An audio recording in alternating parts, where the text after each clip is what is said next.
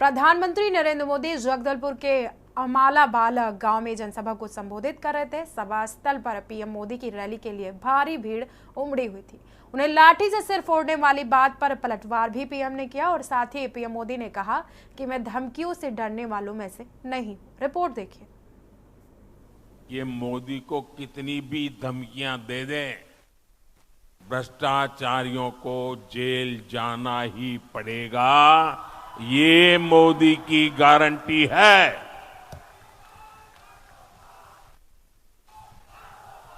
भाइयों बहनों, रामनवमी बहुत दूर नहीं है। इस बार अयोध्या में हमारे रामलला टेंट में नहीं बल्कि भव्य मंदिर में दर्शन देंगे। 500 साल बाद ये सपना पूरा हुआ तो इसकी सबसे अधिक खुशी प्रभु राम के ननिहाल छत्तीसगढ़ को होना बहुत स्वाभाविक है।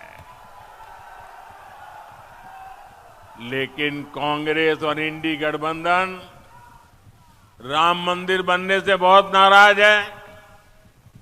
कांग्रेस के शाही परिवार ने राम मंदिर की प्राण प्रतिष्ठा का न्योता ठुकरा दिया। कांग्रेस के जिन नेताओं ने इस कदम को गलत बताया, उन्हें पार्टी से निकाल दिया गया।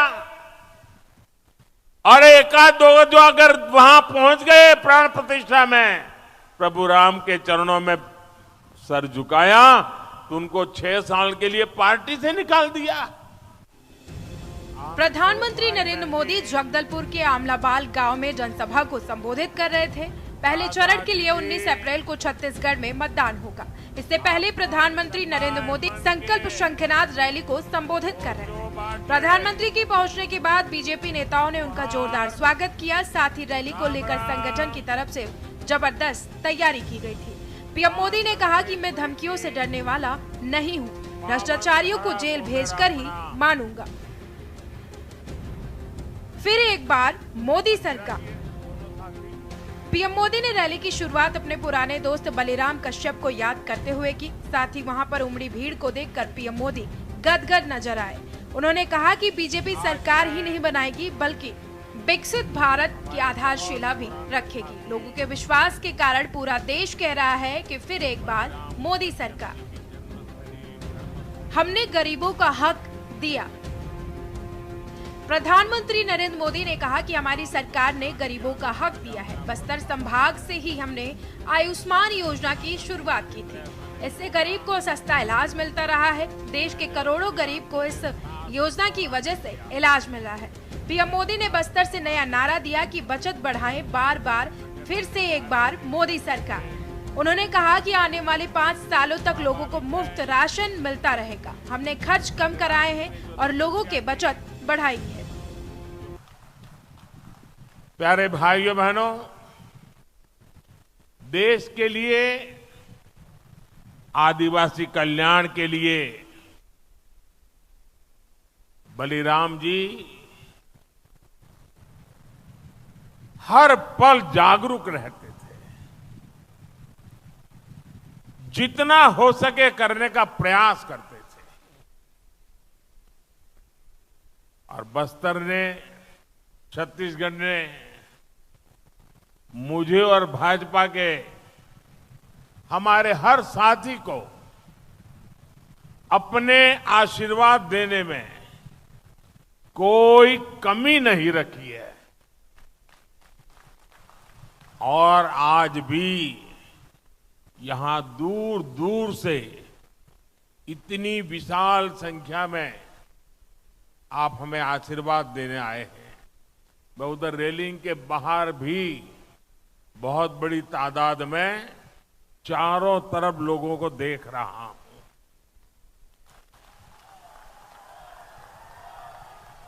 आज मैं आपके बीच आया हूं। पिछले 10 साल में देश कहां से कहां पहुंचा है।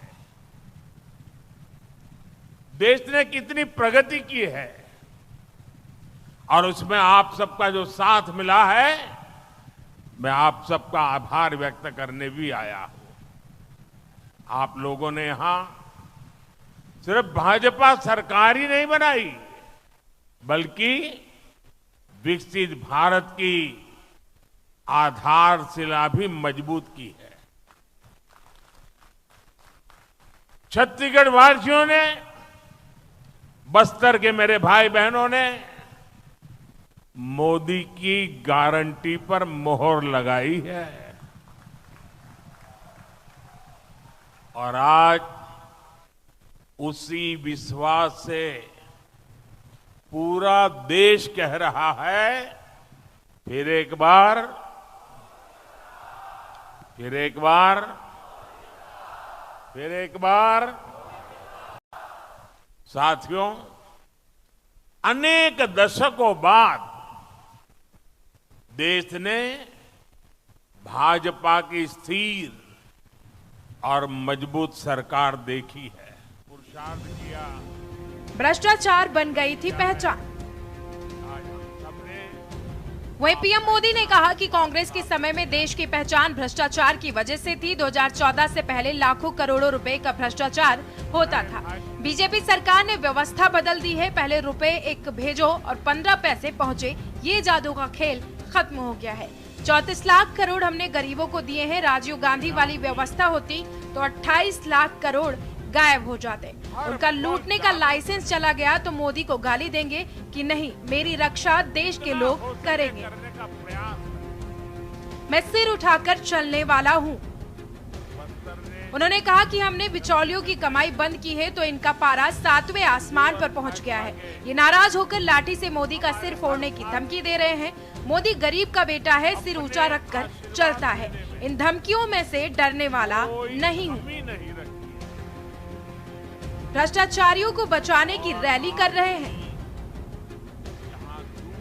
पीएम मोदी ने कहा कि ये लोग चुनाव की रैली नहीं कर रहे हैं, बल्कि विपक्ष के लोग भ्रष्टाचारी को बचाने की रैली कर रहे हैं। मैं इन्हें छोड़ने वाला नहीं हूँ, साथ ही मैं इनकी धमकियों से भी नहीं डरता हूँ।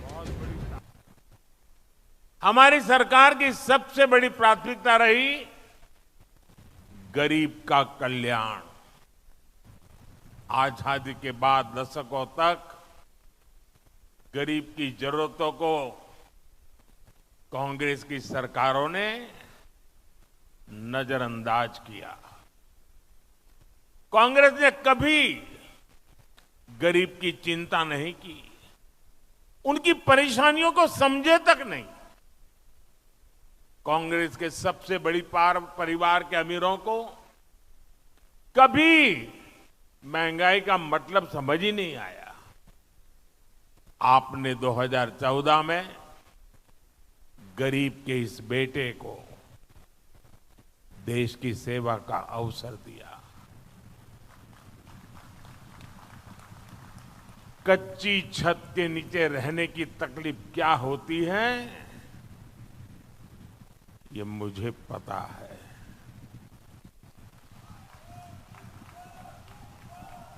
जब घर में राशन नहीं होता तो एक मां पर क्या बीतती है, ये मुझे पता है। जब दवा खरीदने के लिए घर में पैसे नहीं होते तो बेबसी कितनी ज्यादा होती है, ये मैं जानता हूं। और इसलिए मैंने ठाना कि जब तक गरीब की हर चिंता दूर नहीं करूंगा, मैं चैन से नहीं बैठूंगा।